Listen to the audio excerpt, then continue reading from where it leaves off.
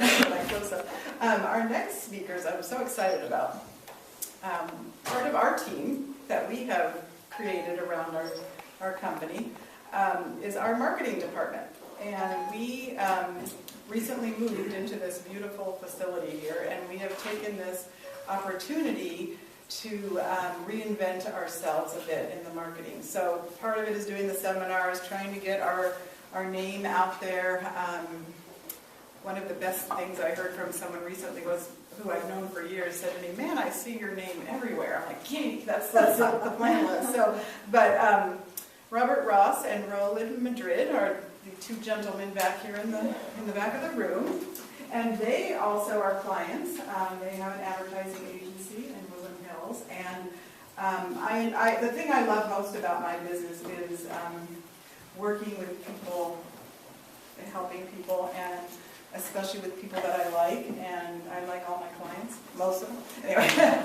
Anyway, Robert and I, we go back about probably 10 years, I'm thinking, but I always have fun in your tax appointment. And I don't say that about all my clients, but Andrea, it could be closer to 15 or 16. 15 years, yeah, and he just always makes me laugh. Huh? It's serious talking to us, I think. Yeah. Anyway, he's just very dynamic and very outgoing, and just has a lot of great things to say. And so, without me stumbling over some more, I'm going to introduce Rolland and Robert from Ross Madrid. I don't know why Andrea likes me. I've never saved a receipt in my life. Yeah, Rolland was late to the party, but I also I'm Rolland Madrid. I'm Robert Ross. So my wife and kids, they said send a picture, a personal photo. We just went out to the park a couple weekends ago and did some Christmas photos. I've got 23-and-a-half-month-old twin daughters, and Christina's pregnant and due in March. And we just moved this last weekend, and I'm tired of lifting boxes and stuff like that. But I'm pretty pleased to be here, especially because that was pretty inspiring what I just heard right now. Yeah, well, it made us sort of think about what we do, and Roland's become an excellent delegator. Now we found someone who is particularly in tune to his way of thinking, and has really taken the ball and run with it. Yeah, I think one of the things is that I'm taking away right now is that all businesses, all different kinds of businesses and different sizes face sort of the same challenges, and leaders face the same challenges. I happen to be a procrastinator because I hold on to a stack of work to do that I'm afraid to give to someone else. And now that we've been able to identify at least one person in the world who can start to take that away from me, I think life is improving, and our challenge is to figure out how to get to the next person, and maybe we'll use some of these bits and pieces that we took away tonight. But we specialize in marketing and advertising. We happen to work in the luxury arena. So all of our clients are sort of products and services that either make a product for somebody who wants to spend a lot of money on something, cars, watches, wines, things like that, or have a service to offer, or maybe a professional service, whatever. They all sort of talk to the same people. But what we found surprising is that some of these really big companies that we work with have the same challenges in terms of understanding what a solid marketing strategy can do, and approach can do for your business to get you to the next step. So where you may have a smaller business than, say, a company like Maserati, which is one of our clients, you're facing some of the same challenges they are to just get to that next place. And many times it's about how much staff you have and resources you have. But more often it's really about how you want to allocate what you do have and where you would like to start.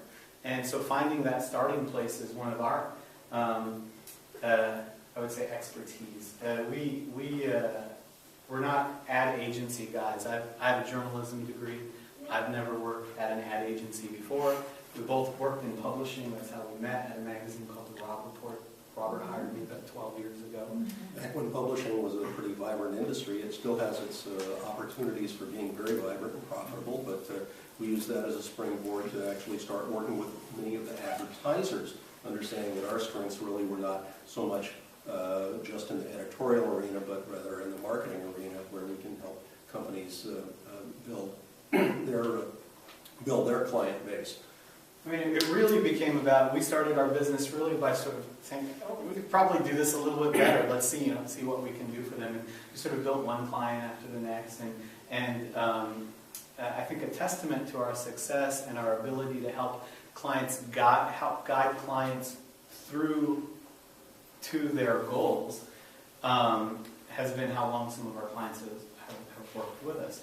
We like to say that the best thing we can do for you as a client is bring an outsider's perspective to what you're trying to do. So I think we have some slides. You can push through the first few of them. We work in the luxury business. I apologize, this is something we'd normally show clients directly during a pitch meeting or something like that, so we'll go through a couple of the self-promotion. Some of the case studies, I think, if you look at them, and maybe you can identify with them in whatever business you're actually doing. I mean, the idea of launching a new automobile or launching a particular brand of wine into the market is really not terribly different, perhaps, from reaching out to clients in the financial services sector or real estate or launching a product that you're making, like you were talking about, John. You can go, I'll tell you when to stop. This is the only one we have. Oh, this is... Do you want to go to your website? Would that be? Is there No, it's okay. It's okay. We'll tell you about some of the things that we've done. That's okay. Luxury moves forward with us. Yeah. For us, it really is about helping people move to the next step, whatever it is.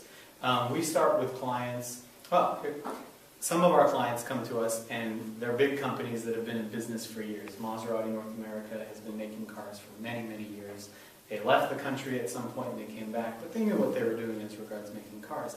They didn't really know what they were doing as regards entering the market. And then we have some other clients who say, I've got this great idea that I'd like to launch. I don't know where to start. And what we try to do is take this lens and focus in on the important parts that pertain to them.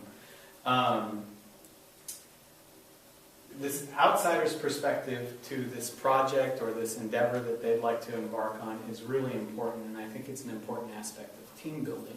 I think looking outside of your circle of friends or your circle of colleagues at folks who may have done something similar or may have not even done anything like what you're trying to do is a good answer. We work quite a bit in the wine industry, and the reason that our winery clients like to work with us is because, although now we're building a lot of wine clients, We're not in the wine business. we're not in the wine business. We don't do wine. We market wine like we might market to the same people who buy a car or to buy a watch or to buy a piece of jewelry. We're trying to think for them like that, outside of this sort of narrow circle that they're thinking in. One of the things that we try to do is really help our clients in, when they're tasked with the idea of being all dressed up with nowhere to go. They make a great product, they're great at what they do, but how do they in fact market that product or that service? How do they develop their business other than by word of mouth? What we help them do is to look at everything in a fairly holistic way. And by holistic, I mean looking at the big picture. So someone wouldn't come to us and say, oh, I need a logo and I need an ad. No, it's much more than that. It's the bigger picture. In other words, what is your business going to do to actually represent itself? How's it going to look? How's it going to speak? How's it going to feel to the people that you outreach to?